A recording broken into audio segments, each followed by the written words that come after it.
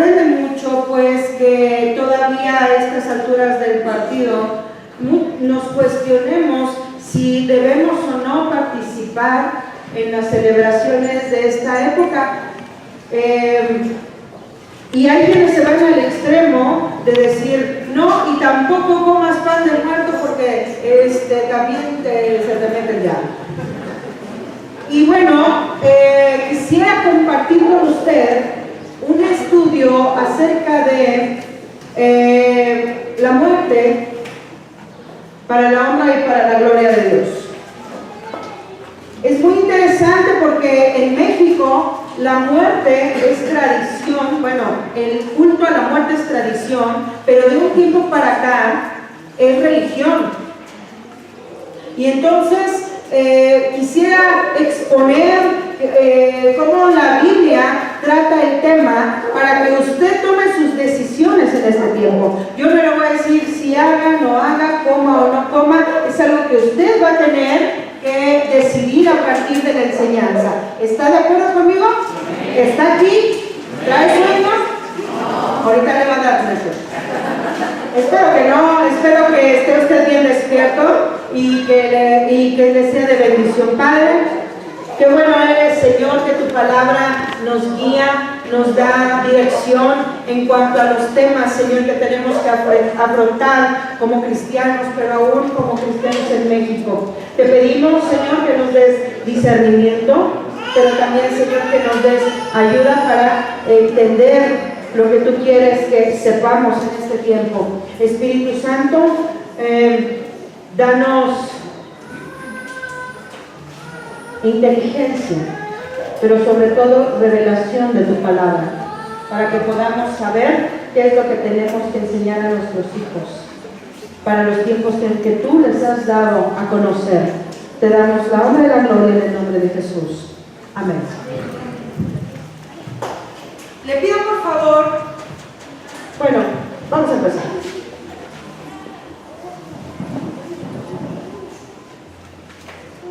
Hasta hace algún tiempo, todas las iglesias católicas que eran construidas, por lo menos hasta el siglo pasado, tenían un altar en algún punto de la construcción a Santa Úrsula. ¿Usted conoce a Santa Úrsula? ¿No? No traje la imagen, pero Santa Úrsula era una virgen así vestida de morado y negro, pero era una calavera, un esqueleto. Entonces hoy la Iglesia Católica se ha querido deslindar del culto a la Santa Muerte, pero ellos lo fundaron y lo propagaron, solo que le llamaban Santa Úrsula. De hecho, la colonia en el DF, por ahí por el Estadio Azteca, se llama Santa Úrsula en honor a ella. Santa Úrsula Guapa. ¿Vale? ¿Guapa? Gracias. No, guapa. Cada quien entiende lo que le conviene. Entonces, vamos a ver lo que la Biblia habla acerca de la muerte y quisiera compartirle esta enseñanza. Vamos a Génesis 2, al libro de los principios. Vamos al libro de los orígenes. Entonces, primero vamos a estudiar el origen de la muerte. Está muy interesante porque vamos a discernir lo que la Biblia habla. Dice, ¿la tienen? Dice 2:15. ¿Sí? 2:15. Ajá. Tomó pues Jehová Dios al hombre y lo puso en el huerto de Edén para que lo labrara y lo guardase. Y mandó Jehová Dios al hombre diciendo: de todo árbol del huerto podrás comer, mas del árbol de la ciencia, del bien y del mal no comerás, porque el día que de él comieres, ciertamente morirás. Esto es muy interesante porque quiere decir que Dios crea a la muerte sin poder para matar todavía. La crea y hasta este punto, un poco más adelante, dice que Dios vio todo lo que había creado y todo era. Entonces la muerte no es mala. Uno, Dios la creó, Dios la hizo con un propósito. Y 3, el Señor la crea sin el poder para matar. Solamente había una condicionante para que esta muerte pudiera matar, y era la desobediencia o la obediencia del hombre. Qué interesante, porque muchas veces pensamos en la muerte como algo negativo, pero en la vida de los cristianos tiene otro significado completamente. En primera, la fuente de la muerte es la desobediencia del hombre, la rebelión del hombre y el pecado del hombre. Entonces, esta palabra pecado es una que dice ahí, porque si comieras del árbol del bien y del mal, entonces morirás. Esta palabra rebelión o desobediencia significa pecado, y la palabra pecado significa fallar en el blanco. Y el resto de la Biblia lo traduce como pecados, pero en realidad solo hubo un pecado que desató el poder para matar de la muerte, y este fue la desobediencia. Entonces es muy interesante, porque mientras una persona permanece en desobediencia, la muerte tiene autoridad sobre esa persona. Qué interesante. Y dice, la rebelión, que es lo que dio origen al pecado, en el griego significa perder el objetivo. Esta es la primera vez que en la Biblia se menciona la muerte. Cuando si tú desobedeces, ciertamente morirás. Es la primera vez que se pronuncia la palabra muerte, y fue Dios la que la metió en la jugada. No la introdujo Satanás, sino que fue un invento de Dios, es decir, Dios la creó. Entonces Dios crea a la muerte y se la presentará, pero todavía no tenía poder para matar, a menos que Adán desobedeciera el mandamiento de Dios. Entonces, Adán, si desobedeces, la muerte puede matarte. Ahora ponga la misma frase, pero con su nombre. Con el nombre de usted, no con su nombre de Adán, no con su nombre suyo de él. Entonces, la muerte, por lo tanto, la muerte fue creada sin poder útil. Solo le daría vida la desobediencia de Adán. Es bien interesante, porque Dios crea un ser con un propósito que no dependía de Dios, sino del hombre. Otra vez Dios poniendo al hombre como cabeza de algo. Usted tiene un poder terrible en las decisiones que toma. Desde lo más simple, como por ejemplo una llamada donde dice, ay, dile que no estoy.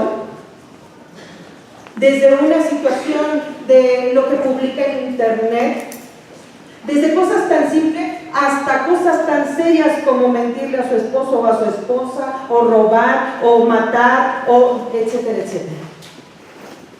Cada decisión que tomamos, los seres humanos, por el poder con el que Dios nos creó, con una voluntad igualita a la suya, inquebrantable, es poderosísima cada una de nuestras decisiones tienen un poder impresionante.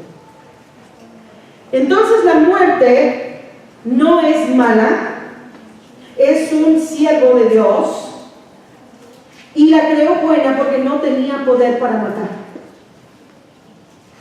Lo que la hizo negativa fue la desobediencia del hombre. Dios creó todo, incluida la muerte, y dijo que era bueno. Cuando se logró, cuando se le otorgó el poder para matar, la muerte se volvió anormal, porque ella, creada en su ambiente normal, no mataba. Cuando Adán desobedece, entonces digamos que entra en un estado de anormalidad, porque ahora puede matar. Y pasó de ser algo bueno a ser algo trágico. Interesante, ¿no se ve así? Entonces la muerte en su estado natural no mata. Es en el estado del hombre caído que toma el poder para matar. Vamos a Romanos 6. Y antes de que usted piense que el hecho de que mi esposo no esté ya me volvió loca, ya estaba, no, antes de que yo fuera, pero bueno. Le voy a mostrar qué dice la Biblia para que nos espante y se dé cuenta que la tradición, la religión que profesamos durante tantos años y que se profesa en México, nos ayudó a malinterpretar las creencias acerca de la muerte, y a partir de ahí todas las creencias acerca del ocultismo, la hechicería, porque si usted se fija, si algo hay en los lugares donde hay brujería, hay muerte, hay cráneos, hay huesos, se invoca a los muertos, y va conectado, y le voy a explicar el por qué. Y en este tiempo la gente piensa que es muy lindo continuar las tradiciones acerca del culto a los muertos. Pero no solamente es un medio que el diablo usa para quitarle el dinero a la gente, sino que aparte de todo es inútil y desvía la fe de la gente. La fe que iba hacia Dios la desvía hacia otros lados, con creencias que no solo son mentiras, sino que aparte se usan para crear religiones y sectas en donde se interpretan cosas acerca de la muerte y los muertos para engañar a la gente y para llevarla a la profundidad de los pecados para que sigan siendo condenados. ¿Y saben qué es lo peor del caso? Un alto porcentaje del pueblo de Dios consulta hechiceros, consultan horóscopos, las estrellas. Y es bien interesante, porque esa es la obra del diablo. Y venimos a la iglesia y levantamos las manos, pero creemos que pasar debajo de una escalera nos va a dar mala suerte. En mi casa, no sé en la suya, pero poner la bolsa en el piso, decían, no, ¿se te ve dinero? Y yo decía, ¿va a correr? Hay que alejarlo del piso porque si la pongo aquí ya no brinca. Y hay cristianos bien supersticiosos, tan supersticiosos que se han creado sus propias supersticiones. Pero vamos a ver qué dice la Biblia, y ahorita hablamos de que vamos a ser corregidos en cuanto a eso. Romanos 6. ¿Qué pues diremos? ¿Preservaremos en el pecado para que la gracia abunde? En ninguna manera. Porque los tiempos que... Ah, caray. Nosotros morimos, pero morimos al pecado. ¿Cómo viviremos aún en él? ¿O no saben que todos los que hemos sido bautizados en Cristo hemos sido bautizados en su muerte? Acá, ¿cómo? ¿Qué significa la palabra bautizado? A ver, familia, Casa de Restauración, no me pongan en vergüenza en internet. ¿Qué significa la palabra bautizarse? Bueno, eso representa, pero ¿qué significa la palabra bautismo? No. Significa ser sumergido. Póntelo atrás de su Biblia para que no me vaya a pasar estas vergüenzas. Hemos sido sumergidos en su muerte, porque somos sepultados juntamente con Él para muerte por el sumergimiento, a fin de que como Cristo resucitó de entre los muertos por la gloria del Padre, entonces también así nosotros Tenemos en vida nueva. Ok, entonces esto quiere decir que cuando tú aceptas a Jesús, te vuelves un no rebelde, te conviertes de desobediente en obediente y por lo tanto la muerte no tiene poder sobre nosotros. Porque si fuimos plantados juntamente con Él en la semejanza de su muerte, así también lo seremos en la de su resurrección. Sabiendo esto, que nuestro viejo hombre fue crucificado juntamente con Él para que el cuerpo de pecado sea destruido, y como la única forma en que la muerte puede matar es a través del pecado, al haber sido libres del pecado, nosotros somos libres de la muerte. A fin de que no sirvamos más al pecado. Oiga, ¿y si seguimos pecando? Ahorita. Y si morimos con Cristo, ojo, si morimos con Cristo, creemos que también viviremos con Él, sabiendo que Cristo, habiendo resucitado de los muertos, ya no muere. La muerte nos enseñorea más. Esto es muy importante. Porque nosotros como cristianos vamos a los sepelios y nos dicen, se fue. Y lloramos amargamente porque se fue, porque ya no lo vamos a ver. Pero eso es lo más falso del mundo.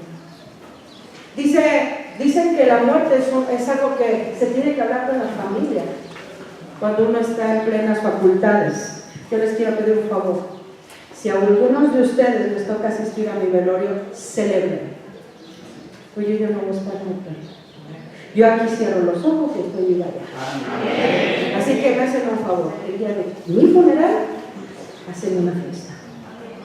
Ya que mi familia decida si me entierran, si me creman, no me interesa. Yo no voy a estar ahí. Ya lo que ellos necesiten hacer, por favor, los apoyo, ¿de acuerdo? A los que me queden. Pero en cuanto a mí, se ponen contentos porque el amor de mi vida ya lo recibió. Sale. Y quedó grabado. Porque en cuanto murió, el pecado murió una vez por todas. Escúchame bien. Si usted insiste en seguir pecando, usted es un necio. Un necio y además es tonto. Porque el pecado ya no tiene poder sobre nosotros. La muerte tampoco. Si usted insiste en querer seguir siendo un esclavo de la muerte, un esclavo del pecado, eso lo hace usted muy poco inteligente. Porque es algo que no nos costó a nosotros, que nos es gratis a nosotros, que le costó a otro, y que se toma solamente creyendo y caminando en obediencia. Nada más. No necesitamos hacer más. Más gastan aquellos poniendo sus altares que nosotros recibiendo la salvación inmerecida.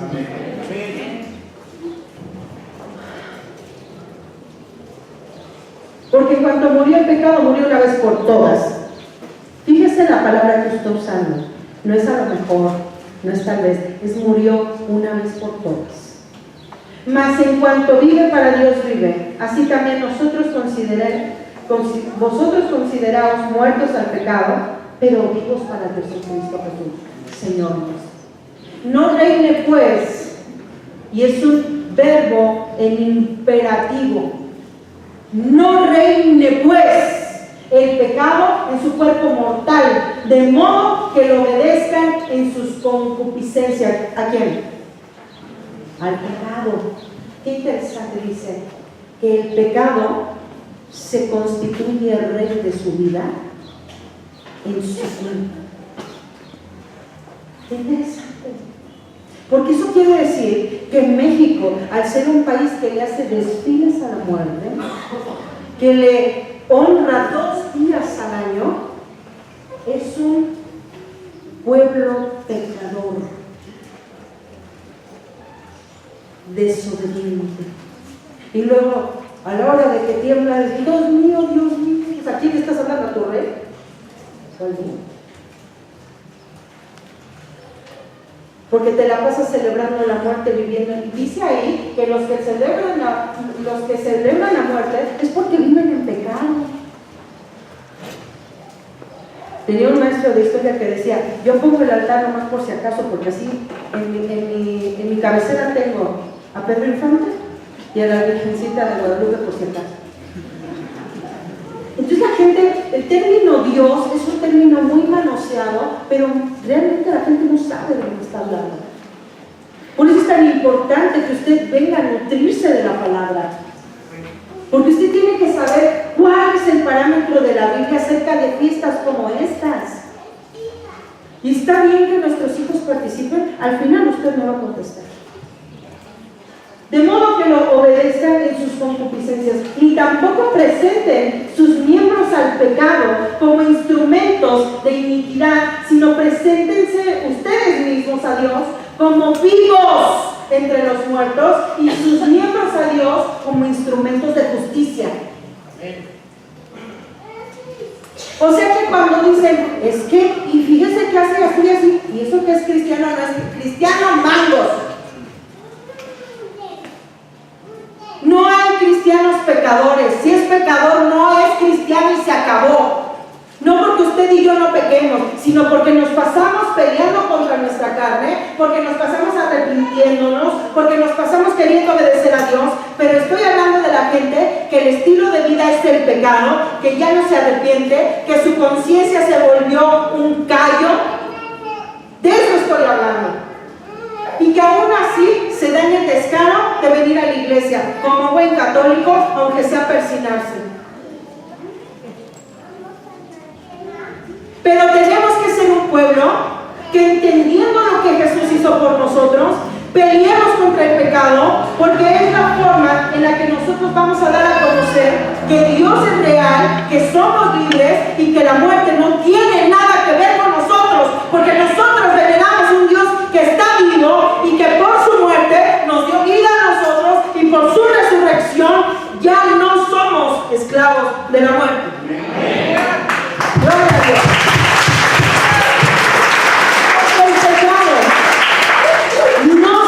Enseñoreará, y esta palabra enseñoreará es muy interesante. ¿Saben qué significa? Miren, enseñorearse es esto.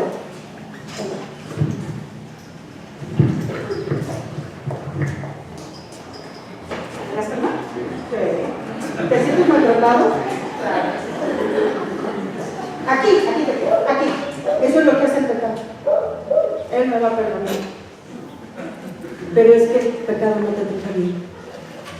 Te lastima, te maltrata, te humilla. Y no te suelta. ¿Sabes qué tienes que hacer para que el pecado te suelte y se deje de enseñar de ti?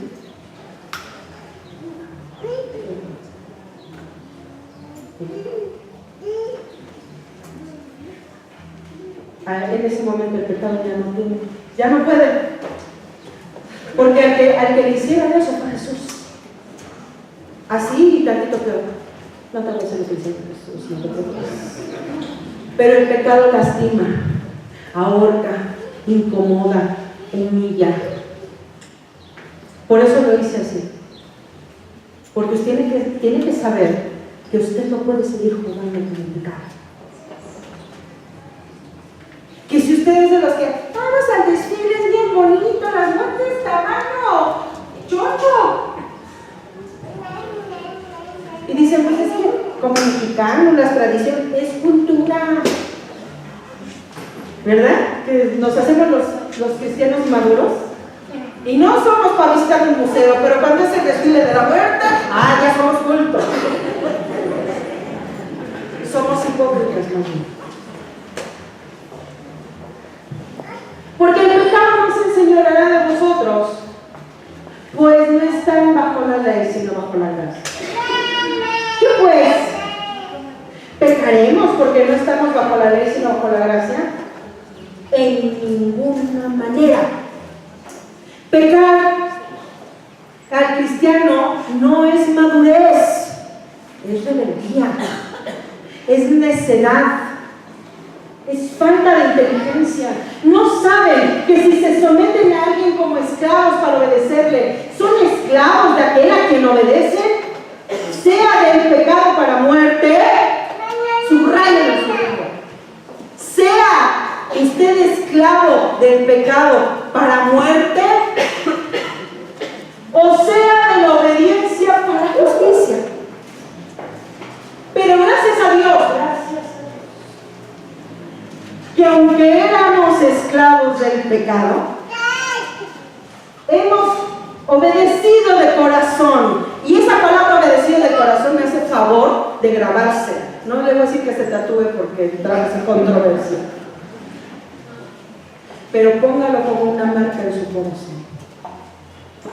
Nosotros no somos esclavos del pecado porque hemos obedecido, no por conveniencia, sino ¿cómo obedecimos? ¿Qué significa la palabra corazón? Ay, no se oye. ¿Qué significa obedecer de corazón, familia? ¿Es obedecer haciendo así?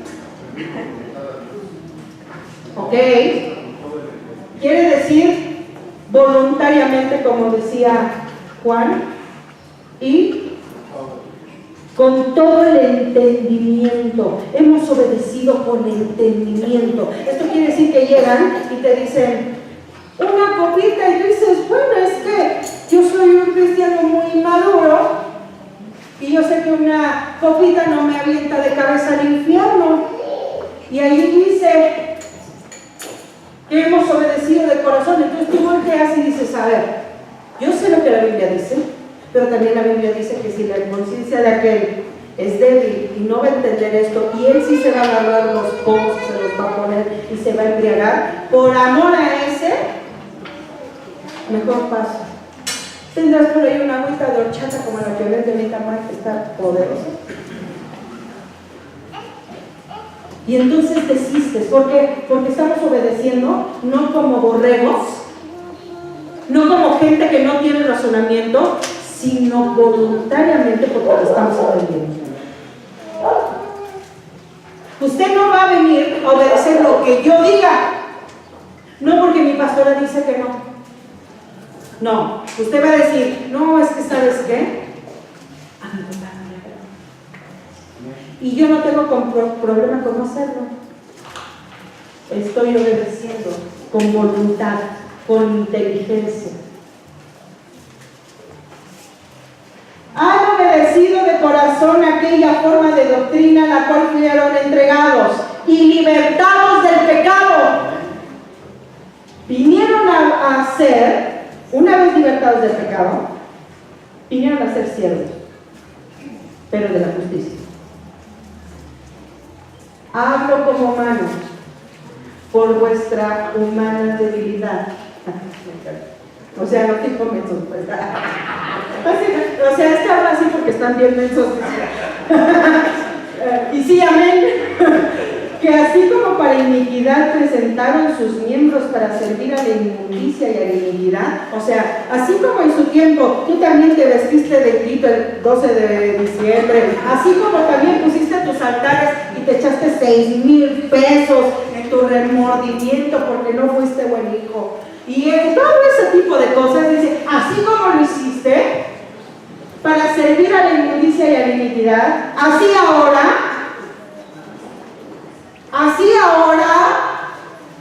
no sabes con qué, porque es sorprendente que la gente puede estar muriéndose, pero si se comprometió con poner el caminito de flores o de acerrín para el santito, tenga lo que tenga, con tal de cumplir. Hay gente que prefiere quedarse sin comer para alimentar a los chinelos o a lo que sea, pero cuando llegan al cristianismo una Biblia de 800 pesos ella se caga. Poner para un viaje misionero, pues que los mantenga el gobierno. Pero cuando era cuestión de hacerle culto a la muerte, usted no me lo va a creer, pero un día llegué acá a la cafetería de Tenango a comprar un pan en este tiempo. Y entonces llegó una persona Y dijo, ¿ya está mi pan? Sí. Y le cajas y cajas y cajas. Y apoquinó 6,000 pesos en pan de muerto. Y yo le dije, ¿le va a dar al pueblo o qué? No, le pregunté y me dijo, no, es para el altar de mi mamá, de mi esposa y de mi suegra. Yo dije, órale, están engañadas. Porque de repente tú haces un curso de matrimonios donde cobras 2,000 pesos y se les hace caro. Aunque incluya todo. Y entonces te das cuenta que mucha gente, ahora, se lo pasó así como de noche. Si antes le invertías a la cantina, yo he visto cómo la gente gasta 10,000 pesos en una borrachera. Se les hace pesadísimo venir a sentarse 4 horas. Se le hace caro pagar 200 pesos para llegar a la iglesia. Pero antes, ¿por qué salía para el pomo? Se hacían vaquitas, es más, empeñábamos cosas. Y ahora el pretexto para ir a la iglesia es que como no tengo, manches. Aquí el apóstol está diciendo, así ahora, para santificación, presenta no tu buena intención, no tus buenos deseos, tu así rainbow bright, no. Dice, tus miembros. ¿Alguien trajo un miembro? Sí, ¿verdad? ¿Varios? Ay, gloria a Dios. Para que sirvan a la justicia. Porque cuando eran esclavos del pecado, eran libres acerca de la justicia. O sea, quien está en pecado, porque somos muy dados a decir, no, bueno, no es cristiano, pero es buena gente. Aquí el apóstol Pablo está diciendo, no os hagáis, que ya sois. Dice, si eras esclavo del pecado, eres libre de la justicia. O sea, no hay una cosa con la otra. O tienes una cosa o la otra. Las dos juntas no se puede. Por lo tanto, no hay cristianos adúlteros, no hay cristianos borrachos, no hay cristianos drogadictos, no hay cristianos fornicarios. Esas personas no son cristianos. No hay cristianos fumadores, aunque se congreguen en Hillsong, aunque se congreguen en Semilla, aunque se congreguen donde se congreguen. La Biblia dice cómo es el comportamiento de un cristiano. Y si no importa si tiene nombre grandote o nadie sabe que existe esta iglesia, si la persona que está oyendo la palabra de Dios no la obedece, no es. Pero ¿qué fruto tenían de aquellas cosas de las cuales ahora se avergüenzan? ¿Alguien se avergüenza de cómo vivió? A mí me da mucha risa porque hoy por hoy encontramos un montón de gente que dice, y no me arrepiento nada de lo que pasó porque la experiencia de esas cosas me trajo hasta aquí. Yo digo, qué bueno. Si volviera a vivir mi vida, la viviría igual. No, yo no, Dios me libre. Yo sí he dicho, no, yo sí me arrepiento de muchas cosas. Y si volviera a vivir mi vida, la viviría muy diferente. Muy.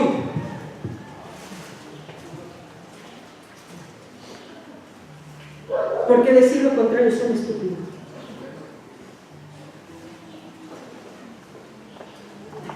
Eso es falta de arrepentimiento. El arrepentimiento, decía Manuel en la mañana, trae avivamiento. El arrepentimiento nos da vida, el arrepentimiento nos dejó, fue la llave que Dios usó para dejarnos ser libres de la muerte. Y por lo tanto, de todo lo que se desprende de la muerte, llámese hechicería, llámese ocultismo, llámese brujería, llámese como se llame, el reino de las tinieblas, desde que estamos establecidos en la luz, para nosotros es un reino que está vencido. ¿Por qué? Porque la Biblia dice, nada más por eso. Porque el fin de ellas, de esas cosas que ahora nos avergüenzan, su fin el fin del altar, el fin de toda esa fiesta, su fin no es cultura, su fin no es continuar con una tradición, su fin no es una cosa bonita que une a la familia, no, su fin es muerte. Mas ahora que han sido libertados del pecado y hechos siervos de Dios, tienen por su fruto la santificación y como fin. Entonces, contésteme usted, ¿nuestros hijos deben de participar? No. ¿Por qué?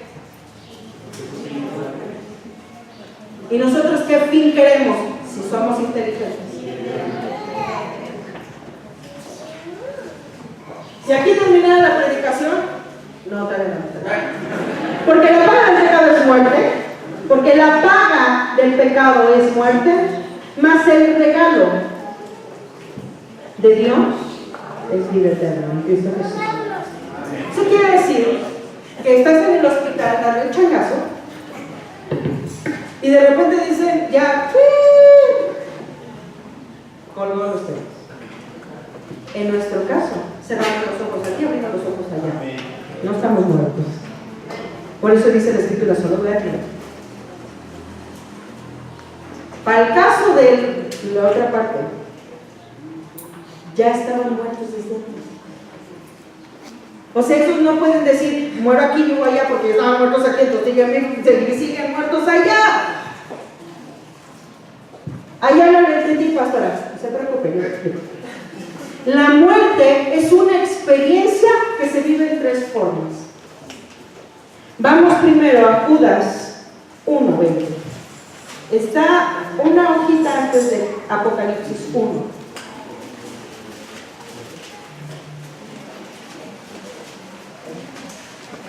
Dice Judas 1:20. ¿Lo tiene? Dice: Pero ustedes, amados, edificando sobre vuestra santísima fe, orando en el Espíritu Santo, conservaos en el amor de Cristo, esperando la misericordia de nuestro Señor Jesucristo para. Entonces, dice ahí que la primera forma de muerte es la separación del Espíritu Santo. O sea, si alguien tenía Espíritu Santo dentro y no le hizo caso y lo oprimió, lo que ahora bíblicamente se llama apostasía, eso es un tipo de muerte. Qué interesante. Es uno que estuvo vivo, pero decidió rechazar la vida. Y aunque no es Espíritu Santo, no se sale de él, pero al no tener ya participación en su vida es una forma de muerte, porque ya no puede desarrollarla. La próxima semana no creo, pero la que sigue les voy a explicar a más profundidad solo este punto. Va a haber una predicación de todo este punto. Ok. La otra forma de muerte es la separación del hombre a la presencia de Dios. Vamos a Colosenses 2:13. Apúrese para que no hay tiempo de terminar, hombre, porque tenemos mucha información. Vamos a correr. Colosenses. Vamos a hacer una cosa. Ustedes, hermanos de acá de mi derecha, busquen Colosenses 2:13. Y mis hermanos de acá de mi izquierda van a buscar Efesios 2, del 1 al 3. Búsquenlo y encuéntrenlo, y hasta que lo encuentren empezamos a leer, porque luego no me ponen atención.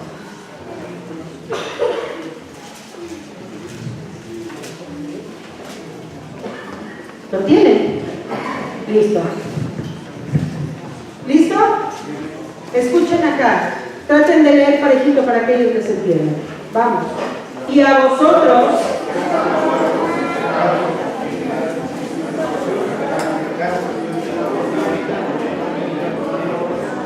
Espérenme. Ahí. Os dio que. ¿Haciendo qué? ¿Los qué? Sigan.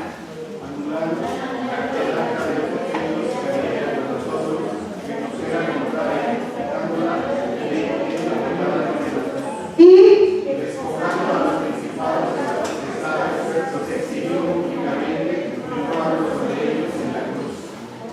tanto.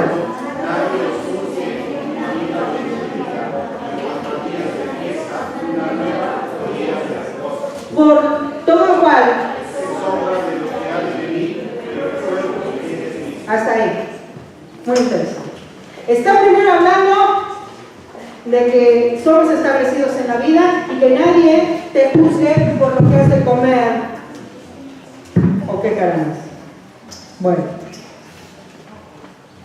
Se la mordió Mateo el hombre que me traje.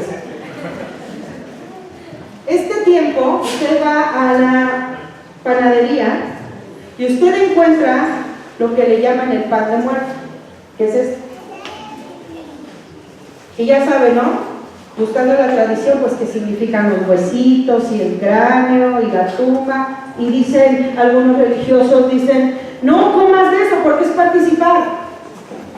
Bueno, pero entonces tampoco vayas aquí al restaurante de los Arcos porque ahí hay un altar a San Judas. Y en todo el lugar está ofrecido a San Judas. Entonces tampoco vayas ahí. Y tampoco te subas a la micro porque ahí traen colgada a San Caballero, San Martín Caballero, y toda la unidad está ofrecida a él. Y algunos hasta se lo ponen atrás, ¿verdad? Este es un regalo de Santa Juquilda. ¿Verdad que sí se lo ponen? Entonces tampoco se suba. Porque siguiendo ese principio, entonces tampoco podríamos participar de nada de eso. Porque detrás de cada ídolo, dice la Escritura, hay un demonio. Lo lamento por los que vienen del catolicismo. Pero así dice la Escritura. ¿Cómo le hacemos? Entonces, es muy interesante, porque si usted va a la historia del pan de dulce en México, usted tiene que saber que todo el pan es pan de muerto. La oreja representa la oreja del muerto. ¿Ha comido los huesitos? ¿Sí? ¿Qué hueso le gusta que represente? El fémur. ¿Ha visto el ojo? ¿Ha visto el polvorón? También representa la tumba. ¿Qué más? ¿Quién piensa lo mismo? El bisquete es el ombligo. Esta representa la tumba con la concha. Entonces tampoco coma conchas, ni huesos, mire, échese una chilindrina que Dios lo bendiga. Y el bolillo tampoco, porque quién sabe. Entonces usted llega a la panadería y hágame un favor. Usted compre su pan de esta época, que no es del muerto, ni se lo muestre en un altar, mientras no sea ofrecido. Por eso el apóstol Pablo dice, ni preguntes, tú da gracias a Dios y come. Y si es de nata, y si es con un cabello, chocolate, con atolito de masa de ese que hacen allá en San Juan. Y gordo feliz. Fíjese. Entonces, vamos a empezar a quitar cosas. Si en esta época se hacen los deliciosos estos, los pescados rebozados y eso, hazme un favor, mientras no esté ofrecido, tu familia lo hace porque tiene la tradición, mientras no esté en el altar, cómete. Y muéstrales que Cristo vive. Es más, dile, sí, yo llevo el pan y vete allá al Sam's, a Walmart y compra de ese que sabe a chocolate, abuelita, qué bueno está. Nada más que este año no lo vamos a entrar tanto porque ya me sale chaleco. No queremos que deje de cerrar otra vez. Nos quedamos en Efesios 2. Lean parejitos para que este lado les funcione. 1, 2, espérenme. Efesios 2, 1.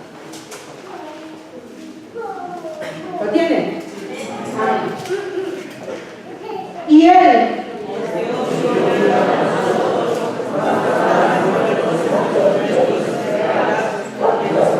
Espérenme. ¿En qué estábamos muertos? Entonces una persona que no ha recibido salvación y no se ha arrepentido, ¿cómo está? ¡Ah, caray! Aunque usted vea que respira y se ponga perfume, está muerto.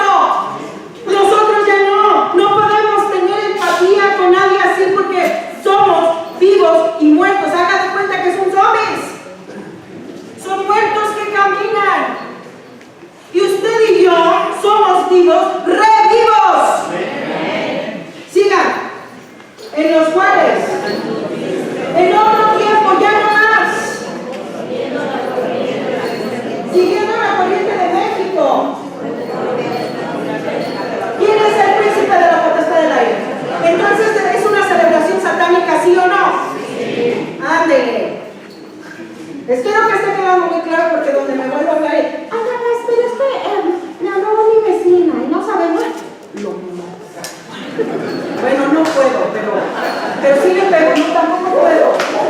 Me va a quedar muy gordo, hermano. Siguiendo la corriente de este mundo, siga conforme. El espíritu. Espérame tantito. ¿Quién opera? ¿En dónde de quién? ¿Qué dijo? O sea que tus vecinos, ¿quién opera? Y en esos que organizan y hasta transmiten por la televisión y le echan harta porra a los muertos. ¿Quién opera? ¿Quién?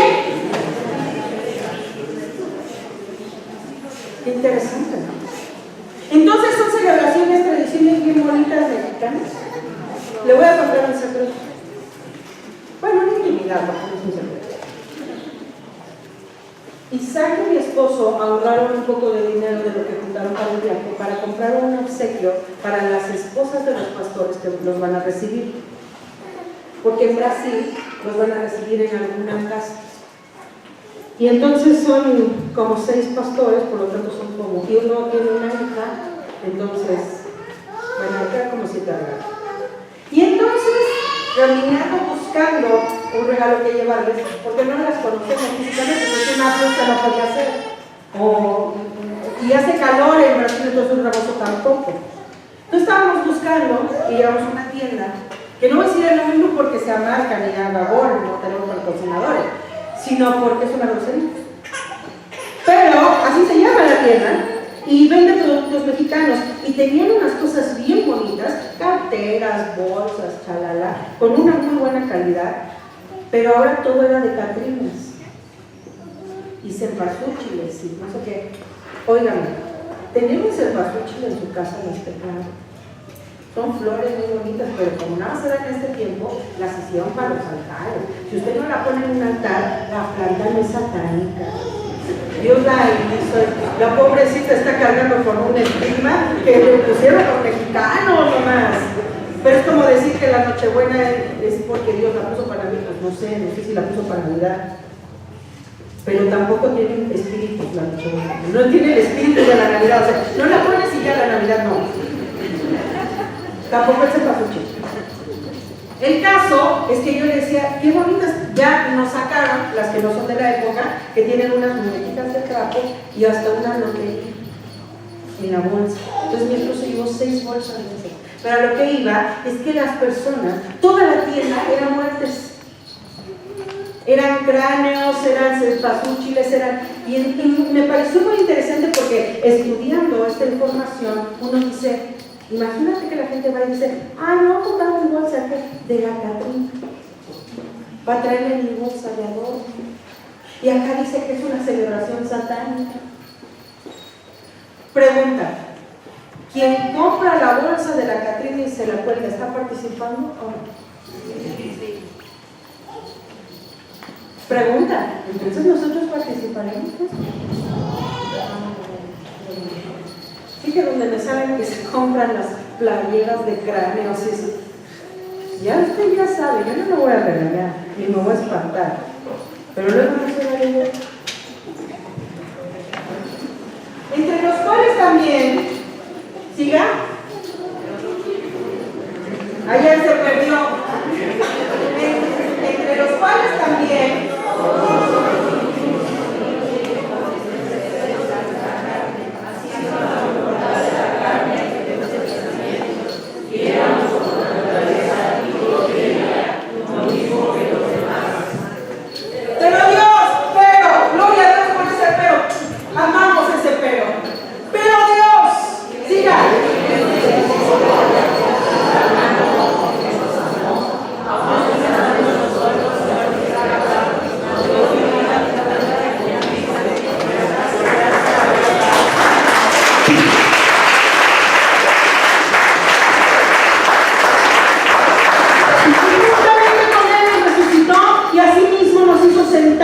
En lugares celestiales con Cristo Jesús para mostrar en los siglos venideros las abundantes riquezas de su gracia. Ojo, si estamos vivos no es para que nosotros estemos chacharaqueando, es para mostrar a los siglos venideros las abundantes riquezas no nuestras, de su gracia, en su bondad para con nosotros en Cristo.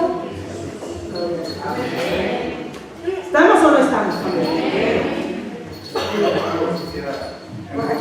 En Romanos 1:32 Sí. dice: quienes habiendo entendido el juicio de Dios, que los que practican tales cosas son dignos de muerte, no solo las hacen, sino que también se complacen con los que las practican. Sácate las babuchas. ¿Participamos o no participamos? Ay, es que traes. Ay, es que la foto.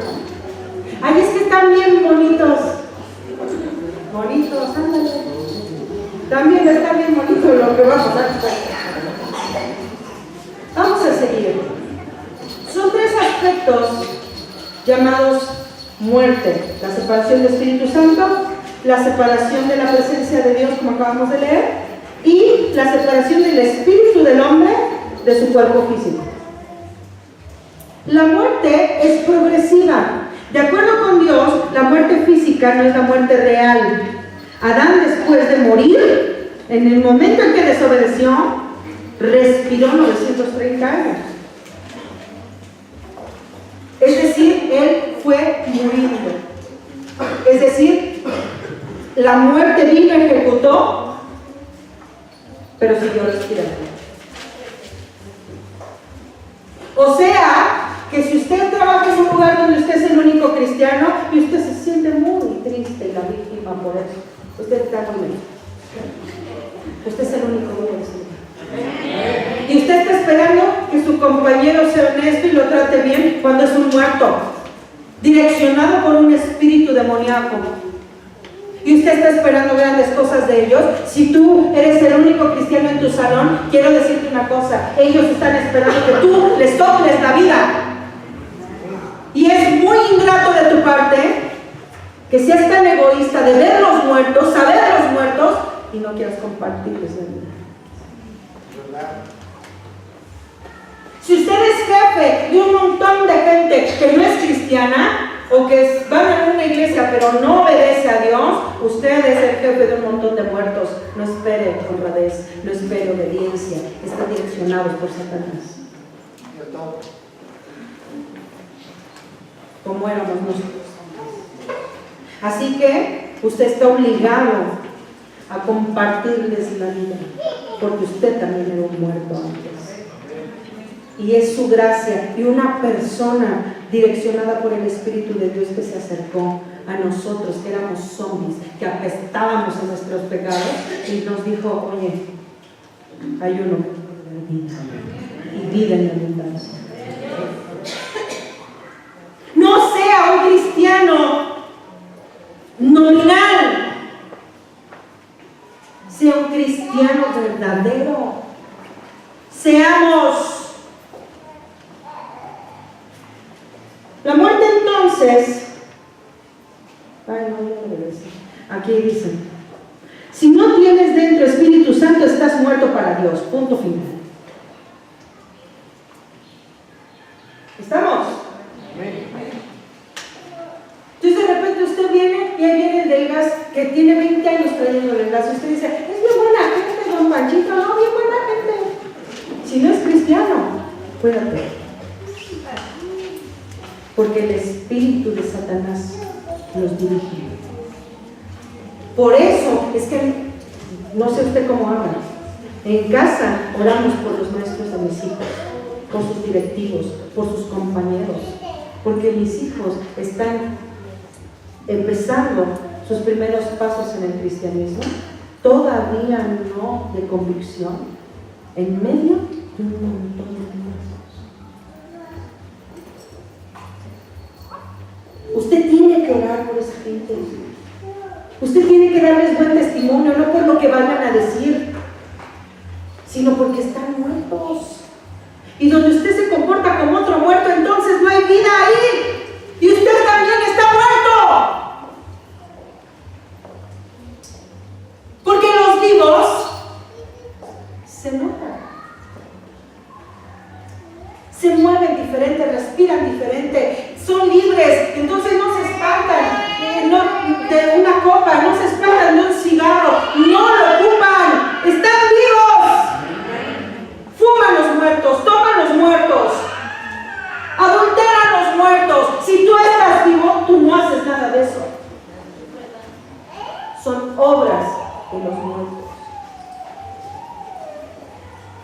Sin embargo, vamos a Génesis 5. Corran conmigo. Génesis 5. ¿Lo tiene? Dice, conoció Adán a su mujer Eva, la cual concibió y dio a luz a Caín, y dijo, por voluntad de Jehová fue adquirido. Ay, no, estoy en el 4, perdón. 5. Este es el libro de las generaciones de Adán. El día que creó al hombre a semejanza de Dios lo hizo. Varón y hembra los creó y los bendijo y llamó al nombre de ellos Adán. El día que fueron creados, y vivió Adán 130 años y engendró a su hijo a semejanza conforme a su imagen y llamó su nombre Set. ¿Cuál era la imagen y semejanza de Adán? No. Claro, era un hombre pecador en ese momento. Esto quiere decir que los muertos tienen hijos. ¿Cómo nacen los hijos de los muertos? ¿No? ¡Muertos! Por eso, el mundo nos ha enseñado que ves a un niño y dices, la pureza, el amor. No, son muertitos. Por eso te necesitan a ti. Y tu hijo no está vivo hasta que se arrepiente de sus pecados y toma la salvación de Cristo.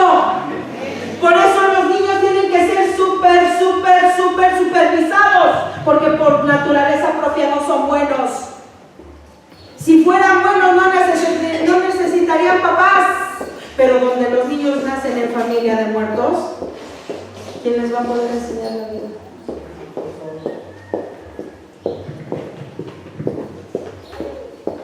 Por eso es que muchas veces les hemos dicho, el departamento con más cuidado en la iglesia, ¿cuál tiene que ser? Porque no son salvos muchos de ellos. Están en plenitud de sus pecados y de su naturaleza caída. Como padres, si no estamos conscientes de eso, estamos amolados. Porque les queremos que los hijos den frutos de gente viva cuando no lo están. Hasta que nosotros, cuando estamos viendo que su pecado ya los alcanzó, les tenemos que decir, mira, eso no está bien. A lo mejor meterles un chanclazo en las pompas. Y luego decirle, eso es pecado. ¿Cómo te hace sentir? El niño va a llorar. Mal, mamá, me siento mal. Te voy a enseñar qué se hace con eso. Se le pide perdón a Dios, Él te perdona, eso se llama arrepentimiento, puede ser salvo. Entonces, nuestros hijos empiezan la vida. El hijo no nace y cuando respira ya está vivo. Lo que tenemos es un ser con un espíritu caído. Nosotros somos los encargados de guiarlos a la vida. Respira, pero no está vivo en el espíritu. Por eso usted ve que el niño, aunque tenga dos papás bien cristianos, servidores de la iglesia y lo que usted guste y mande, tú le das esto, él tiene su sonaje y tú le dices, ¿me prestas? Y dice, ¡no!